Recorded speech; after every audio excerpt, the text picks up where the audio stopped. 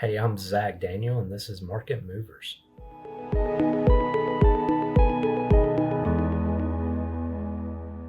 I'm a loan officer with Victorian Finance.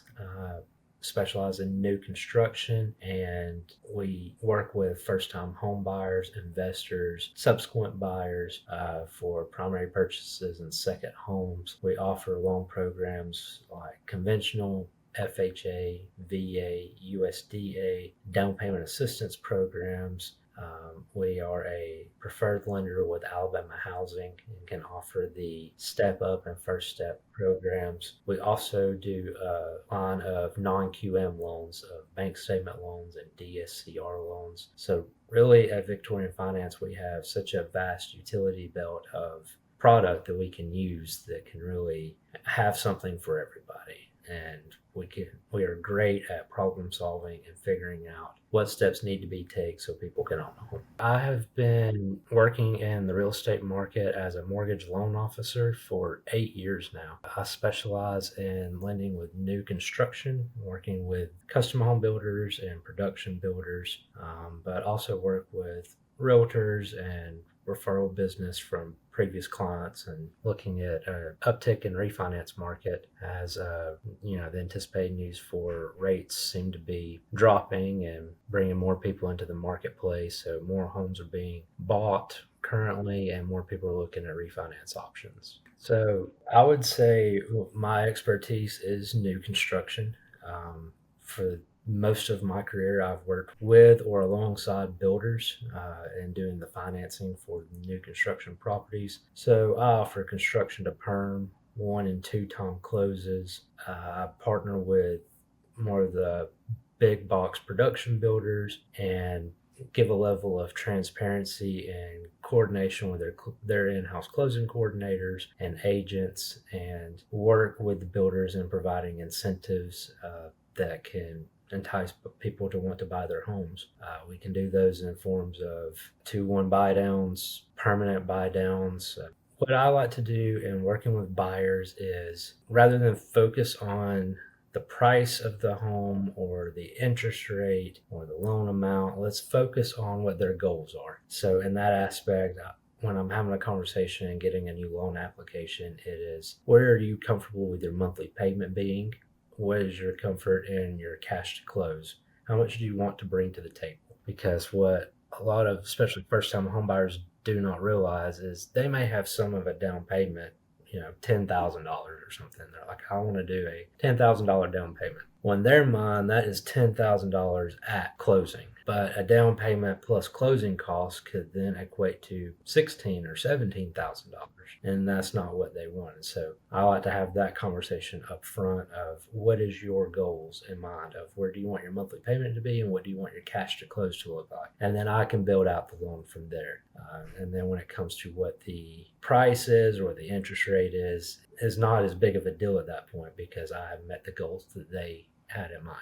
So we offer some CRM services. So as the loan progresses through the process, we have different milestones of application, processing, underwriting, resubmitted to underwriting, and clear to close, which is what everyone likes. So we have some CRM processes that will send text messages and emails as those milestones change. I also build a rapport with buyers up front, provide my personal number, and so we'll text the buyers throughout the process or make phone calls with them. As building the rapport up front, I really have the ability just to have open line of communication. So I'll sometimes talk to buyers at 7, 8, 9 o'clock at night, especially as we get closer to closing. They start feeling anxious or having more questions, and especially for first-time home buyers who haven't done this before, it can be quite an overwhelming experience. And so I try to be the calm presence and reassure that we'll get this taken care of. And please trust me. One, pretty recently, it was a lady was referred to me, and she was buying a home with a builder that I have never done business with. I have done business with her realtor in the past, and they referred them to me and said, hey, this buyer was working with the builder's preferred in-house mortgage company, and they had her approved, and things have kind of gone sideways, and now she has built this home and it's at the end, and now they can't do it. So the buyer was referred over to me. I looked through some different loan options and was actually able to overcome what the other lender could not do. Just some of the options I looked at was down payment assistance. But really, when it comes to different loan programs, especially government backed loans, they have different risk levels that they need to meet. And sometimes on paper, they may look great, but just a combination of maybe low credit or a high debt to income, even though they should fit in the box, it's still a high risk loan, and government backed loans will look at those as risky. So the trick is to just really take out one of those risk factors, and we have tools that we can do that.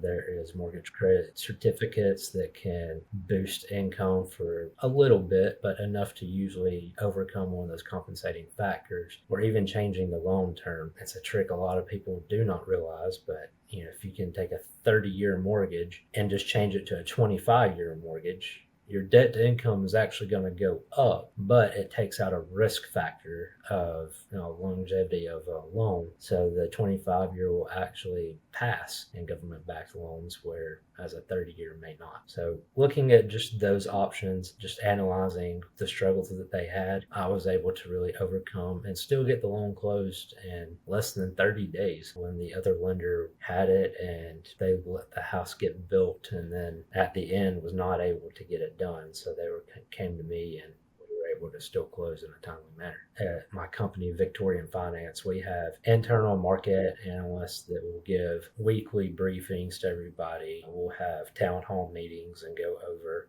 where the market's at and what trends we're seeing. I also follow news outlets like Mortgage News Daily and get notifications and text notifications of market changes.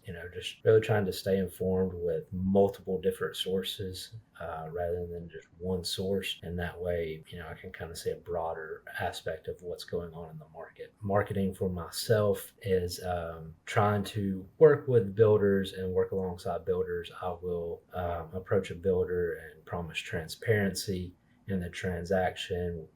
Me and my team will either get on a weekly call with the builder's coordinator, or we'll send out weekly emails and be like, okay, this is kind of the pipeline that we have. These are where we're at in the milestones. If there's any red flags that may cause any delays or anything, we'll address them as soon as possible and update them weekly on that. And then staying informed with the sales agents and helping them facilitate the closing. And if I need assistance in anything, they'll generally step in and help. So communication is really the key for a smooth closing process. Everyone likes closing on time, and that's ultimately the goal for everyone. Is we have a date. It could be 30 days out, it could be 20 days out, it could be 6 months out, but everyone has a date in mind, and the expectation is to hit that date. But in this industry, there are always variables that change. Inspections may be delayed or come in different, and really just having open communication for when an issue can occur and setting the right expectation will help ensure a smooth closing process. Whether it's on time or if it is going to be delayed, then let's just let everyone know as soon as possible. Move it to a date that is doable to hit in a timely manner, and that way we can ensure that we hit it at that time. And giving enough time for people to, say, schedule movers, take time off work. Those are real things that people have to do to ensure that they move into a home, especially if they are selling an existing home and buying a new home, sometimes on the same day. There's a lot of moving pieces that we have to make sure that we line up, and just keeping an open form of communication with everybody will ensure that process runs smooth.